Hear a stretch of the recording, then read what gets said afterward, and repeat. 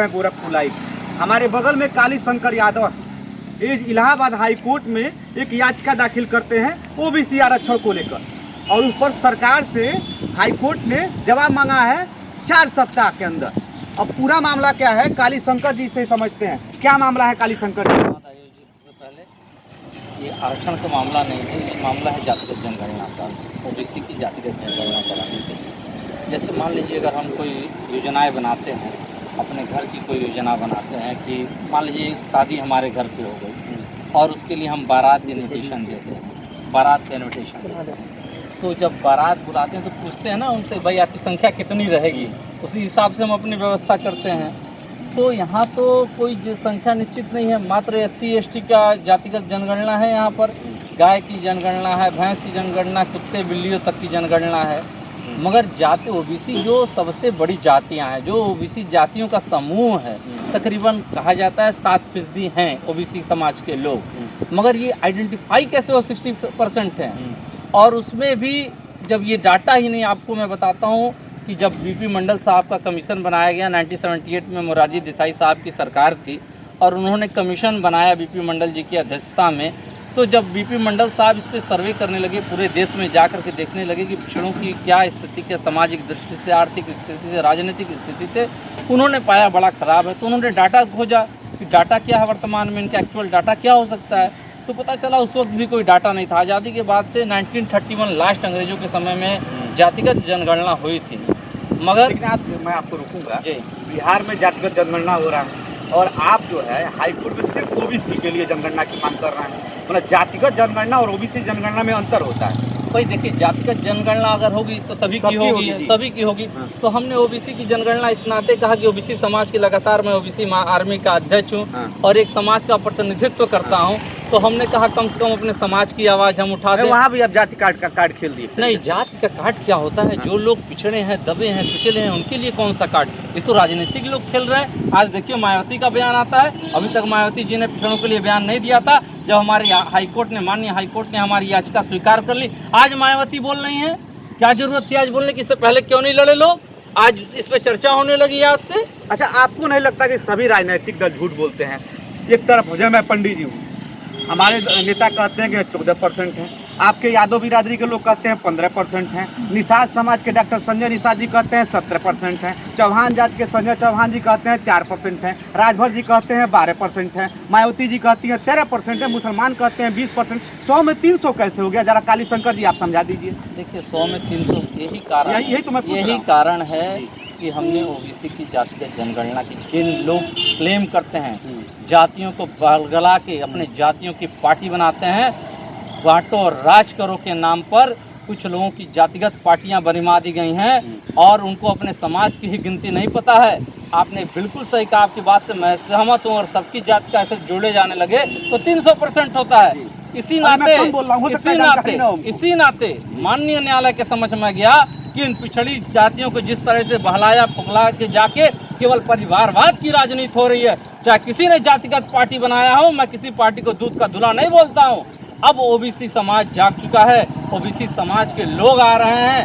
हम लोगों ने इसी नाते ओबीसी आर्मी का गठन किया और हम लोगों ने कहा कि क्या सच्चाई है इसका प्रूफ तब होगा जब एक्चुअल बाबा साहब के संविधान में जो हमको अधिकार प्राप्त है और जो हमारे देश की संविधान की प्रस्तावना कहती है, सबको समानता, सबको अधिकार। ऐसा नहीं कुछ लोग मिलकर के दूध भात खाएं और मान लीजिए 100 लोग हैं, 100 लोगों में 15 लोग हैं, उनको मिल रहा है 70 लोगों का हिसाब किताब, और जो 70 लोग हैं उनको मिल रहा है 15 रोटी।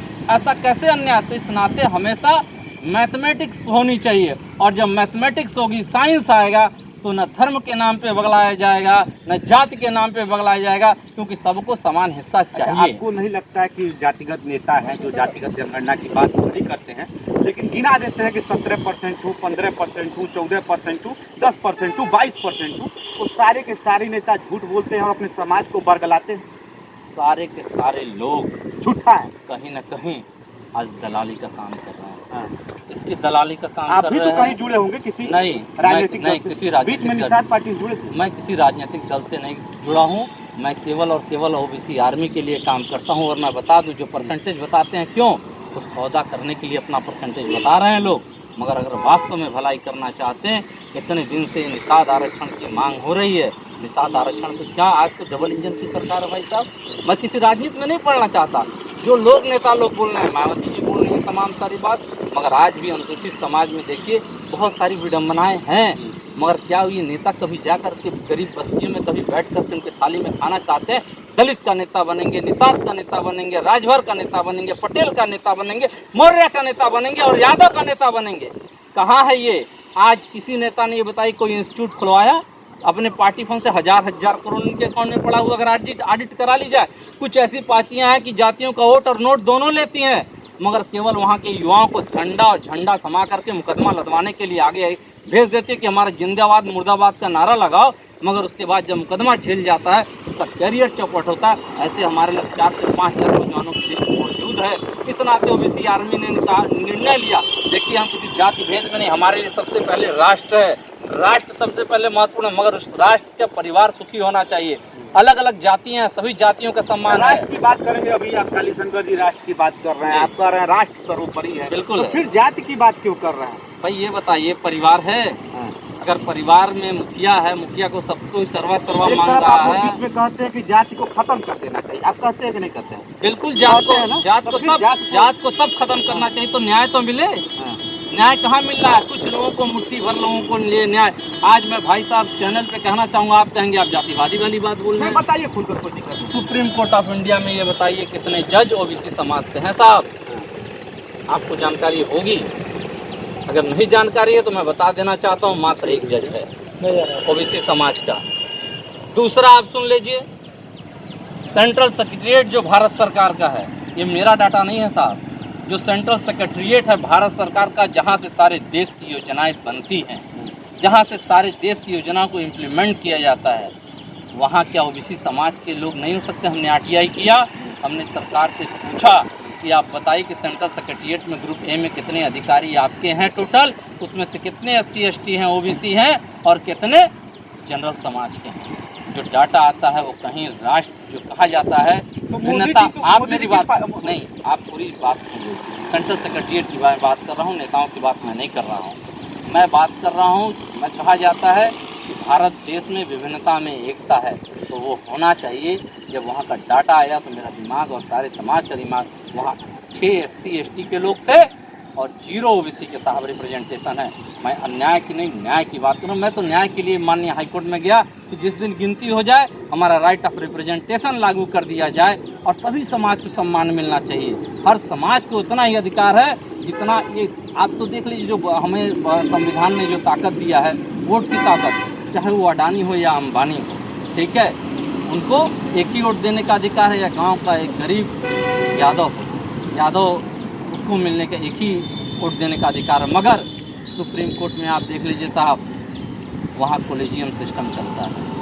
और आप बताइए, राजतंत्र में राजा का लड़का ही राजा होता था, आज तो लोकतंत्र है, संविधान का राज है। हम अपना तर्क दे सकते हैं, आप अपना तर्क दे सकते हैं, मगर इन तर्कों से कुछ पेट भरने वाला नहीं है साहब। असली विकास तब होगा जब 2 रोटी सम्मान की पेट में आएगी और हमारा भी लड़का विदेश में जाकर के पढ़ने के लिए अधिकारी हो जाएगा। वह ऐसी शिक्षा व्यवस्था हो जाए कि हमारे गांव के बगल में उस तरह कॉन्वेंट स्कूल खुल जाए। जातिगत जनगणना की आप बात करते हैं और आज़ादी के लगभग 75 साल, आपको क्या लगता है कि तमाम सरकारें आई, तमाम सरकारें चली गई, इसके लिए दोषी कौन है, कौन नहीं कराना चाहता है? देखिए, दोषी जो हैं जब सरकार में आ जाते हैं, जो पिछड़े समाज का वोट और नोट लेते हैं, जब वो सरकार में रहते हैं तो उनको ये याद नहीं आता।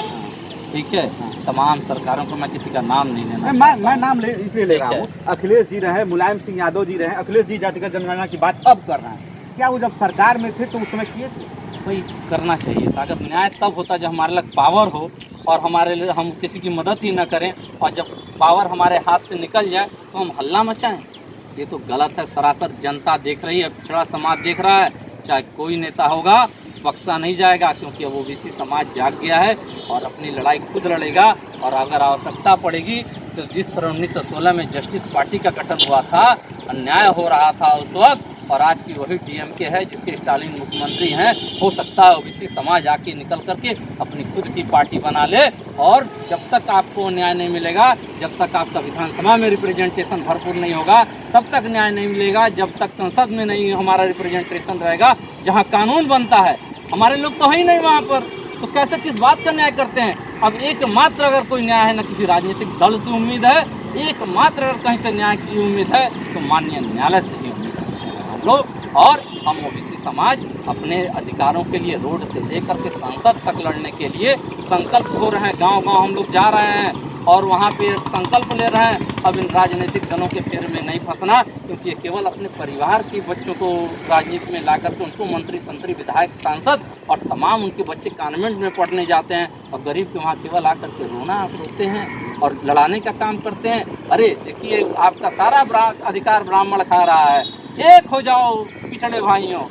ठीक है, ब्राह्मण अगर खा रहा है तो पिछड़े भाइयों को तो आपने केवल छोड़ करके आप सारी मलाई अपने परिवार को खिला रहे हैं। आज जांच हो जाए, जितने अलग अलग विभागों के मंत्री बने हैं उनका अगर जांच करा दिया जाए लोकायुक्त महोदय से निष्पक्ष, देखिए कितना धन निकलता है उनके घर से।